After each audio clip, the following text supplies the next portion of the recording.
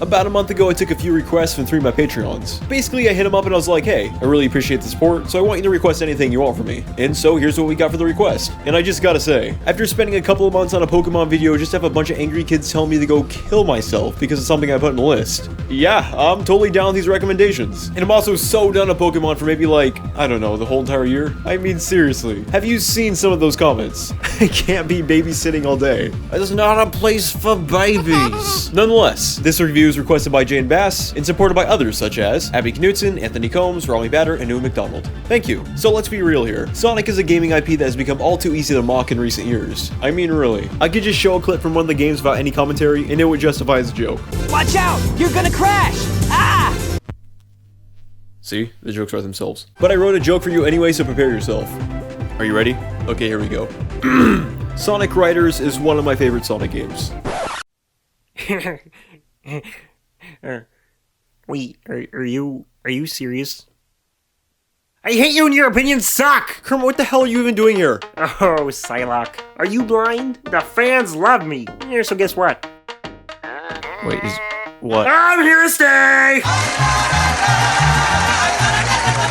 You know, I'd say something satirical, but this is mostly my fault. When people discuss bad Sonic games, Sonic Riders seems to be a game that's commonly mentioned in those discussions. Yeah, I guess a lot of people didn't like this one. I won't pretend I know exactly why, but here's my 2 guesses. For 1, the Riders series has basically been tainted by this point by its god-awful sequels. And 2, this one is pretty shallow, but the idea of Sonic on a hoverboard is kinda ridiculous. I mean, I thought the point of Sonic was that he runs fast, so why does he need a hoverboard all of a sudden? I think most people deemed the idea behind the game so nonsensical that they don't give the game any further thought beyond that, which is a shame, because I personally think the original Riders is pretty solid. So strap in for some memes, because here's my attempt at trying to justify why I would love such an anonymously hated game. I'm gonna start by getting the story out of the way because yes, there is a story, yes, it's dumb, and no, it's not necessary. So Eggman wants some ancient artifact or something, but to get it, he needs the Chaos Emeralds, of course, and some Rubik's Cube that's in possession of 3 new characters, Jet, Wave, and Storm. The character designs are pretty cool, Jet's especially, and he'd be a pretty decent character, was it not for one thing. So, you're leaving this place?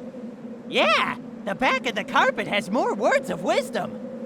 What the f is this voice? So we got this pretty cool looking Hawk character. What do you think we should do for the voice work? How about we pitch shift the hell out of Gilbert Godfrey? Yes! Great! Good! Genius! Print that! Eggman figures the best way to retrieve all the emeralds in the Rubik's Cube from Jet is to, wait for it, enroll Sonic and friends in a racing competition. All contestants pay a simple entry fee of 1 Chaos Emerald, and the winner takes it all. And they just buy it! Not a single question asked. Wait, okay, that's not 100% true. At one point, Knuckles actually asked the question. Yeah, but what exactly is Eggman really after? And you know what the response he gets is? Ah, it can't be anything too important. Are you fucking serious? Robotnik has been the villain since day 1, but no, I'm sure he just wants some good old-fashioned racing hijinks. What a swell guy. So the place that holds the artifact, which is referred to as Babylon by the way, rises from the ground with the power of the Rubik's Cube, the emeralds, and a nutritious Honey Nut Trio breakfast of course. Eggman goes to find the artifact, Sonic and friends follow after him, they find out the treasure is just a carpet, Robotnik rage quits out of life, roll credits. Wow, this was definitely a story from a Sonic game. Other than the forest, Eggman is throwing a racing competition thing. Racing is something that did not need to be incorporated into the story whatsoever. It's like they wrote a story, and then they tried the forest racing into it after the fact. Hell, sometimes it doesn't even make any sense. For instance, there's this part of the story where Jet goes up the storm and is like, hey, I need you to quietly sneak into Eggman's lab and find out what he's up to. Yeah, cool, no problem. And by quietly sneak around, you mean obnoxiously race around with his robots, right? Because that's what I did. Really, when it comes down to it though, who cares? A sloppy story isn't a deal breaker because, well, it's a racing game. It didn't even need a story, but they gave it one anyway, and I admire the effort.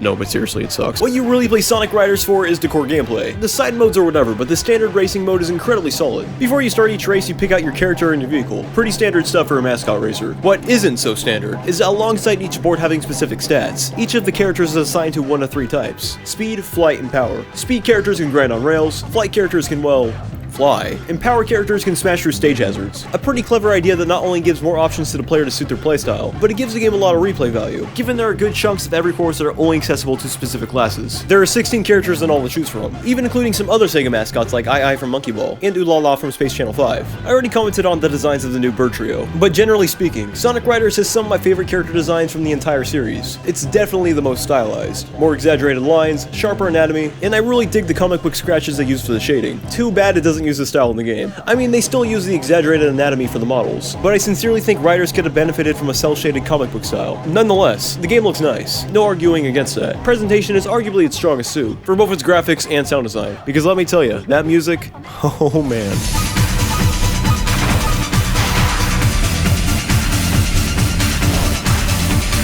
Alongside the 16 characters, you also have over 50 types of gear separated into 3 categories themselves. The bikes, the skates, and of course the boards. Bikes are the fastest but use the most air consumption, skates are the other way around, and boards are middle ground. Most of the gear holds different attributes and perks, so it really What do you mean by air consumption? God, Kermit, I already talked about the... Oh wait, no, you're right, I didn't even talk about the mechanics yet. Okay, wow, my bad. I probably should have covered this first, as Sonic Riders has a surprising amount of depth in the mechanics. It's never really overbearing or complicated, but there is a good amount going on, so let's start from the beginning of each race. Instead of pressing a button at the right time to get a boost when you start, Riders takes a more inspired approach. There's an electric guard that prevents you from passing the finish line until the starting timer hits 0. The trick is that you want to run past the barrier right as it deactivates. Pass that at perfect timing and get a pretty substantial head start. Time it too early, and you'll have some catching up to do. With that understanding, you'd think the best strategy would be to wait right at the gate and then take off right as the timer hits 0. That isn't the case, however, because it takes your initial speed into account. Therefore, the best strategy is to back yourself up far enough to make a good estimate of when to take off and time it all correctly. There's a really cool risk-reward dynamic to the whole thing, and that's just to start off. Similar to something such as Kirby's Air Ride, Riders is one of those games where you're always automatically moving without player input. As you would expect from any game that's decently designed, the course designs are built around it, and even though there isn't a button solely dedicated to slowing down, most of the tracks are wide enough to the point where slowing down isn't even a thought that crosses your mind. As I forgot to mention earlier, there is an air meter that gradually declines as you race. Run out of air and you'll be on your feet. There are several ways to prevent this from happening. The most natural way is to perform tricks when you jump off ramps. Pressing and holding A and then releasing it at the tip of the jump will not only allow you access to higher up shortcuts, but it'll also give you more airtime. More airtime means more tricks you can pull off, and the more tricks you can pull off means a bigger air bonus when you land. Landing incorrectly will result in you losing your air bonus. Other methods include breaking item capsules, performing type-specific shortcuts, and arguably the worst way, going to one of the pits. While simply racing will deplete your air meter, excessive use of boosts, drifts, and that stupid tornado thing everyone always forgets about is a surefire way to constantly screwing yourself over. Then there's also the rings, which are a far cry from how coins are handled in Mario Kart. So instead of giving you a hardly noticeable change in speed, collecting enough rings will level up your board, which will not only increase certain stats, but more notably, it'll extend your air meter, and completely replenish it. Make sure you don't fall off the course though, especially if you reach 100 rings, because it will reset you back onto the track with literally nothing. Personally, I think it's a little too unforgiving. Speaking of unforgiving, let's talk about the really juicy stuff. That real good and hard dislike button material. I may like Sonic Riders, but there are a few things I can't believe they overlooked. First off, on the subject of falling up the course, on top of resetting your ring count, you'll often be reset prior to the point where you fell off. It's a huge setback and will often lead to you losing the race altogether. I would say that just be extremely cautious about staying on the course. Oftentimes though, it won't even be your fault. I swear I don't make this jump right here about third of the laps I do on this track. Other times the controls will just feel wonky. When you collide with a wall, for example, it will result in you bouncing off it like a ping pong ball. It carries just about all your momentum when you bump into anything, and it's disoriented me several times in the past. The last big gripe that I have is that when you attack an enemy using a dash, it will lock you to that player just so it can play a really bad animation. Yeah, sneeze in their face, Jet. That'll show them. The reason that this is a problem is that it'll often lead to you going down a path that you had no intent in taking, or even worse, plummeting off the track entirely. None of these factors break the game or anything, and for the most part, you typically won't run into these problems. But I thought they were worth mentioning, because other than the problems I just listed, Sonic Riders is a very technically solid game. The mechanics are interesting, the controls are responsive, the level designs are super creative, especially the Sega Carnival levels, and most importantly, the game is just a lot of fun to pick up and play. I mean, really, what else could you ask for? I don't know, maybe a game that didn't have all those problems you just mentioned. But that's not always like... Kermit, stop patronizing me! A game can have problems and still be solid. Yeah, okay, whatever you say, SilokHawk. Cock! Get it? Because I said cock instead of hawk. Yes, I got it. It really wasn't that clever of a joke, Kermit. Still beats any of your jokes. Kermit, get the fuck out of here! Riders can seem a bit rough around the edges. Regardless, I'm gonna go out on a limb here and say this is the best Sonic Racing related title. Not that I had that much competition to begin with, because I mean... I'm sincerely shocked on how bad of a rep this game gets, because even after 11 years, Riders has held up pretty strong. I had a hard time pulling myself away from the game to write the review. Sure, it can be occasionally janky, but really, what Sonic game isn't? I personally didn't find it to ruin the game as a whole, and that's what's most important. Fun, fast, and addictive. Sonic Riders still holds strong as one of my personal favorites, and it's something I could easily recommend to any fan of the series. Sonic Riders gets a 4.2 out of 5 with the label of unique.